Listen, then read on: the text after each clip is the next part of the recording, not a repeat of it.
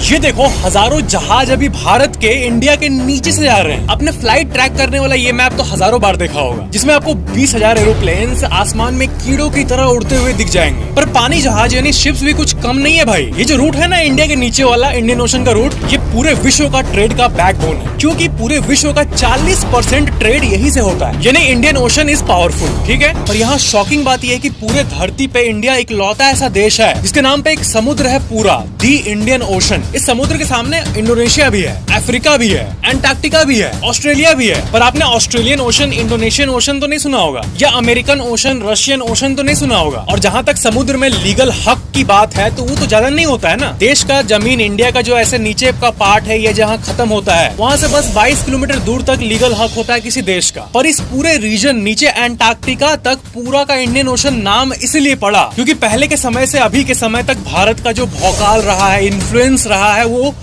Huge है। 2000 साल पहले से वर्ल्ड के लिए इंडिया क्या था पता है? India means business. Cotton export, मसाले एक्सपोर्ट और हजारों चीजों का एक्सपोर्ट होता था इंडिया से। एंशिएंट ग्रीक वाले इस ओशन को कहते थे इंडिकोस ओशिनियोस, और कई देश इसे सिंपली ओशन बिलो इंडिया कहते थे। और ऐसे ही करते करते आखिरकार ये इंडियन ओशन बन गया। नेक्स्ट फैक्ट, चैट जीपीटी या किसी भी एआई से जब आप बात करोगे तो आपसे वो इतने अच्छे से और प्यार से बात करेगा कि आपको ऐसा मन में फीलिंग आएगा ना कि भाई है अपना। आजकल लोग रोते भी है एआई के कंधे पे, या फिर कोई प्रेम पत्र लिखना होता है या हार्ड हिटिंग लाइंस लिखना होता है तो उसके लिए चैट जीपीटी यूज करते हैं। अब किसी भी इंसानी लव गुरु की जरूरत ही नहीं पड़ती। तो स्विट्जरलैंड में एक रिसर्च हुआ था, इसका रेफरेंस ये रहा, और इमोशंस को व्यक्त करने के मामले में इंसान से ज्यादा तेज ये हो रहे हैं। जी हाँ, व्यक्त करने के मामले में इंसान ने उस रिसर्च में स्कोर किया 56 आउट ऑफ 100, और दुनिया के 10 एआई इंक्लूडिंग चैट जीपीटी ने स्कोर किया पता है कितना? Average 82 out of 100। पहले इंसान ने मशीन को सिखाया, अब मशीन इंसान को लाखों सालों तक सिखाएगा। नेक्स्ट फैक्ट, भगवान ना करे लेकिन अगर आपके परिवार में किसी को कुछ हो गया और हॉस्पिटल में ब्लड चाहिए और ब्लड की अवेलेबिलिटी ना हो